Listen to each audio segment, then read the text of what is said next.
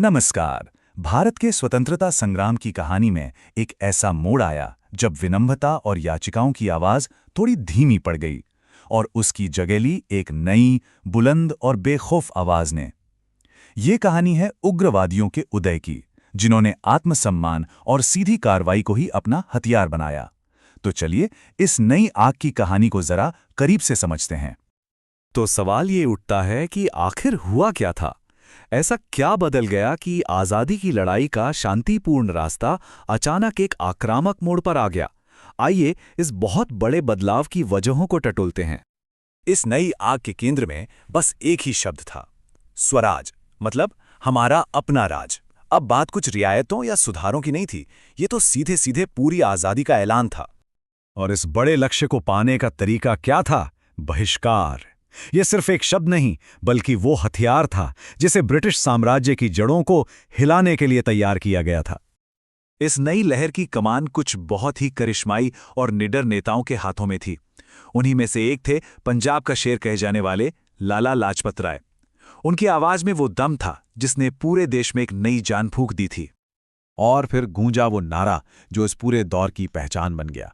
ये सिर्फ एक वाक्य नहीं था, ये इस बात का ऐलान था कि अब अधिकार मांगे नहीं जाएंगे, बल्कि उन्हें हासिल किया जाएगा, उन्हें छीना जाएगा। तो अब हम अपने पहले हिस्से पर आते हैं। आखिर इस सब की शुरुआत हुई कहाँ से? वो कौन से विचार थे, वो कौन सी सोच थी जिसने इस आक्रामक राष्ट्रवाद की नींव रखी? देखिए, उग्रवाद कोई अचानक हुई घटना नहीं थी। इसकी जड़ें बहुत गहरी थी। स्वामी विवेकानंद और स्वामी दयानंद जैसे महान विचारकों ने भारतीयों को उनके शानदार अतीत की याद दिलाकर उनमें एक नया आत्मविश्वास जगाया। एनी बेसेंट की थियोसॉफिकल सोसाइटी ने भी इस भावना को और हवा दी। साथ ही जो शुरुआती नरमपंथी नेता थे, वो आम जनता से थोड़े कटे हुए थे। इस खालीपन को इन नए जोशीले उग्रवादी नेताओं ने बखूबी भरा। अब इस नई सोच को देश के कोने कोने तक पहुंचाने और इसे एक बड़े आंदोलन में बदलने का श्रेय जाता है चार महान नेताओं को। सही मायनों में ये इस नए दौर के आर्किटेक्ट थे। और इन चारों में जो सबसे प्रमुख चेहरा थे वो थे बाल गंगाधर तिलक। लोग उन्हें बहुत प्यार और सम्मान से लोकमान्य कहते थे।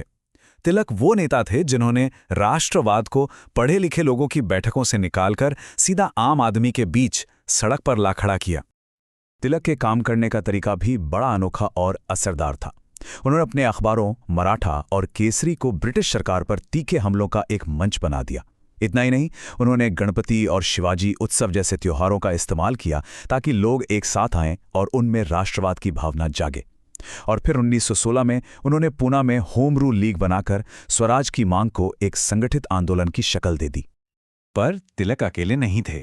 उनके साथ कंधे से कंधा मिलाकर खड़े थे तीन और बड़े नाम। पंजाब से लाला लाजपत राय और बंगाल से बिपिन चंद्र पाल और अरबिंदो घोष। इन नेताओं ने मिलकर इस आंदोलन को एक राष्ट्रव्यापी आंदोलन बना दिया। लाला लाजपत राय ने तो 1916 में अमेरिका में भी होम रूल लीग की स्थापना कर दी, मतलब आंदोलन को एक इंटरनेशनल प्लेटफॉर्म दे दिया।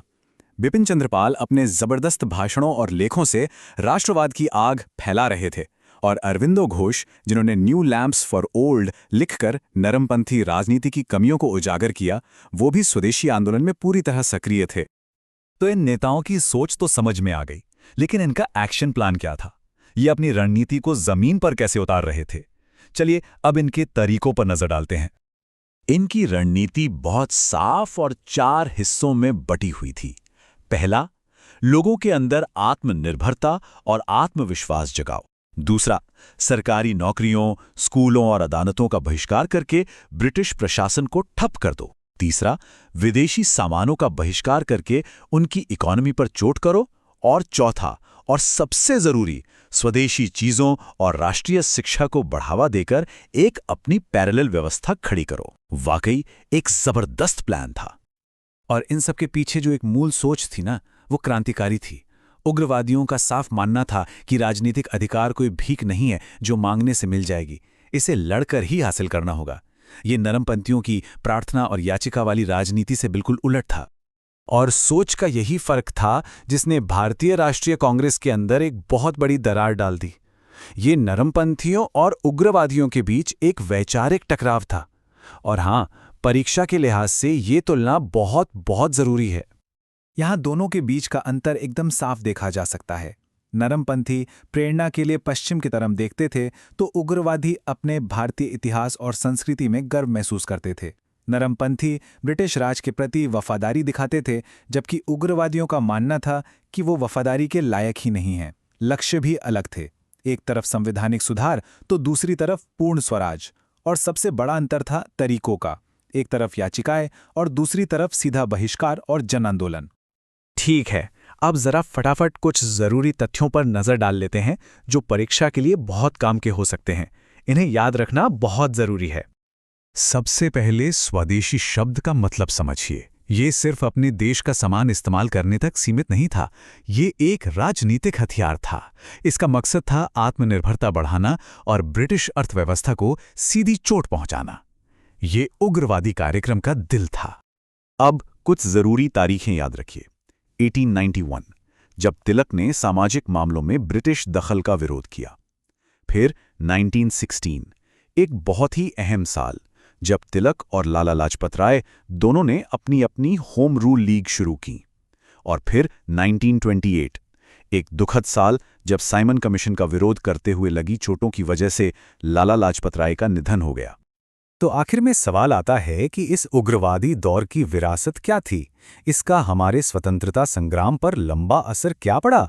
चलिए इसे भी समझ लेते हैं। उग्रवादियों का सबसे बड़ा योगदान और शायद सबसे जरूरी योगदान ये था कि उन्होंने आज़ादी की लड़ाई को कुछ गिने चुने पढ़े लिखे लोगों के दायरे से बाहर निकाला और उसे देश के करोड़ों आम लोगों से जोड़ दिया। उन्होंने जनता की ताकत को पहचाना और उसे राष्ट्रवाद की मुख्य धारा का हिस्सा बनाया। ये पूरा विश्लेषण आपके लिए लॉजिक लैडर इंस्टीट्यूट की तरफ से लाया गया है, जो सभी प्रतियोगी और स्कूल परीक्षाओं के लिए क्वालिटी स्टडी मटेरियल देने के लिए प्रतिबद्ध है। तो हम आपको इस सवाल के साथ छोड़े जाते हैं। हाँ, उग्रवादियों के तरीके कट्टरपंथी थे, इसमें कोई शक नहीं। पर क्या उनके इसी रवैये ने भारत की आज़ादी को एक दूर के सपने से एक ऐसी हकीकत बना दिया जिसका होना तय था? इस पर आपकी क्या राय है? हमें नीचे कमेंट्स में ज़रूर बताइएगा। अगर ये चर्चा पसंद आई हो तो इसे लाइक और शेयर करें, और ऐसे ही और विश्लेषणों के लिए सब्सक्राइब करना बिल्कुल ना भूलें। धन्यवाद।